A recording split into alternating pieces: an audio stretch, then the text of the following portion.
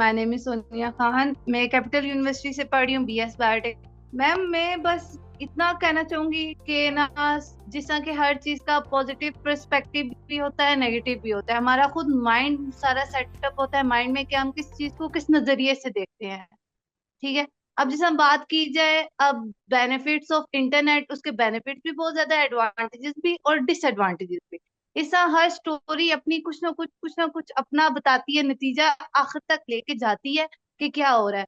अब देखा जाए, अगर हम अपनी ड्रामा इंडस्ट्री को कंपेयर करें, पाकिस्तानी ड्रामा इंडस्ट्री को इंडिया से कंपेयर करें, इंडियन ड्रामा इंडस्ट्री से, तो इस पर्सपेक्टिव से हमारी पाकिस्तानी जो ड्रामा में जो स्टोरी दिखाई जा रही है वो बहुत पॉजिटिव वे में है। लेकिन अगर हम एज अ यूथ, अगर हम खुद देखना चाह रहे हैं कि हमें क्या चाहिए, लेकिन अगर हम देखना चाह रहे हैं अपनी इंडस्ट्री में, जिस रिलेशनशिप्स के बारे में आजकल बहुत कहा जा रहा है, हमारे घर में हमें ये बताया जाता है कि हमें प्रोटेक्ट करने के लिए सबसे पहले सिर्फ हमारा रिश्ता है, एक हमारा बाप हमें प्रोटेक्ट करता है, एक हमारा भाई।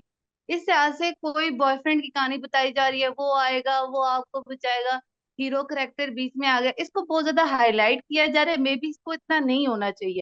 लेकिन अगले भी जो राइटर्स हैं, जो डायरेक्टर हैं, जो प्रोड्यूसर है, वो देखते हैं कि हमें रेटिंग किस चीज की मिली है, दुनिया को पसंद ये आ रहा है। तो दुनिया इसी चीज को ज्यादा देखना भी चाहती है और देख भी रही है।